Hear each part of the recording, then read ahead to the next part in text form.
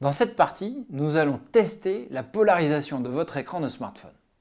Cela nous permettra de faire quelques rappels de la semaine sur les écrans. Nous allons découvrir que les écrans de smartphone et de tablette ne sont pas tous polarisés de la même manière.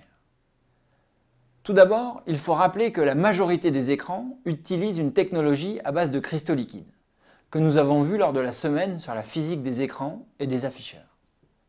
Une autre technologie qui est de plus en plus utilisée, notamment par la marque de smartphones commençant par S, est la technologie AMOLED, qui est basée sur des composés organiques. Pour les écrans à cristaux liquides, ou LCD en anglais, un pixel va être allumé ou éteint suivant la tension électrique appliquée. Le fonctionnement de base est le suivant. Au niveau de la phase d'entrée et de sortie du pixel sont positionnés deux polariseurs, qui sont orthogonaux entre eux. Sans tension appliquée, comme ici à gauche, les molécules de cristal liquide sont torsadées et vont faire tourner la polarisation de la lumière entre la phase d'entrée et la phase de sortie. La polarisation de la lumière tourne alors comme sur le schéma de gauche et le pixel est allumé. En présence d'une tension électrique et donc d'un champ électrique, comme à droite, les molécules de cristal liquide s'alignent avec le champ électrique. La polarisation de la lumière ne tourne donc plus et elle est bloquée par le polariseur de sortie. Dans ce cas, le pixel est éteint. À cause de la présence d'un polariseur en sortie, la lumière sortant d'un écran LCD est donc polarisée. Regardons donc l'effet d'un polariseur sur un écran de smartphone. La flèche rouge indique la direction passante du polariseur. En tournant le polariseur, nous voyons que pour une certaine orientation, la lumière est bloquée, ce qui signifie que la polarisation issue de l'écran est perpendiculaire à cette direction, qui est indiquée par la flèche rouge.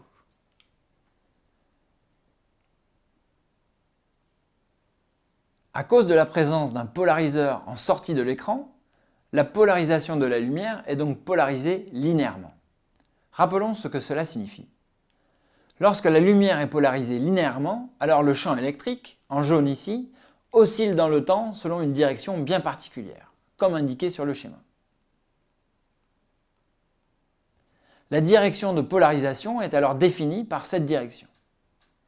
Si on positionne un polariseur de telle sorte que la direction passante soit perpendiculaire à la direction de polarisation, comme dans l'expérience, alors quand la lumière se propage et arrive sur le polariseur, la direction passante et la polarisation sont perpendiculaires, donc la lumière est bloquée. Nous avons donc pu éteindre la lumière provenant de l'écran car celui-ci était polarisé linéairement. D'un point de vue de l'affichage, un écran polarisé permet d'avoir un bon contraste. Mais il y a eu quelques problèmes. Notamment, vous pouvez trouver plusieurs anecdotes racontant des problèmes avec des lunettes de soleil polarisées. Comme ces lunettes sont polarisées, elles agissent comme notre polariseur. Et si la direction de polarisation de l'écran est mal choisie, vous n'y voyez plus rien quand vous portez ces lunettes. L'écran apparaît donc noir pour certaines orientations d'écran. Ceci peut exister notamment en mode portrait ou paysage pour certaines tablettes. Pour remédier à ce problème, certains constructeurs ont rajouté une lame de phase d'épaisseur lambda sur 4. Le principe de ces lames de phase a été vu en détail lors de la semaine 3 sur les écrans et les afficheurs. Nous avions montré que si cette lame de phase était correctement positionnée, alors la polarisation linéaire était transformée en une polarisation circulaire. Reprenons le cas de notre polarisation linéaire, qui sort de l'écran de smartphone. En arrivant sur la lame de phase d'épaisseur lambda sur 4, appelée également lame quart d'onde, alors lorsque la polarisation est à 45 degrés des lignes neutres, la polarisation sortante devient circulaire.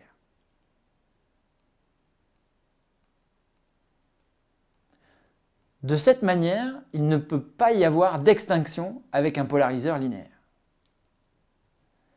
Comme la lame quart d'onde est centrée sur une longueur d'onde particulière, pour les autres longueurs d'onde, la lame lambda sur 4 agit comme une lame biréfringente quelconque. Regardons quel résultat cela produit. Nous voyons donc qu'en tournant le polariseur, les couleurs de l'écran changent et qu'il est maintenant impossible d'éteindre complètement l'écran. À vous maintenant d'analyser la polarisation de votre écran. Pour cela, vous pouvez utiliser vos lunettes 3D à l'envers, comme nous l'avons vu lors de la semaine sur les écrans. À très bientôt!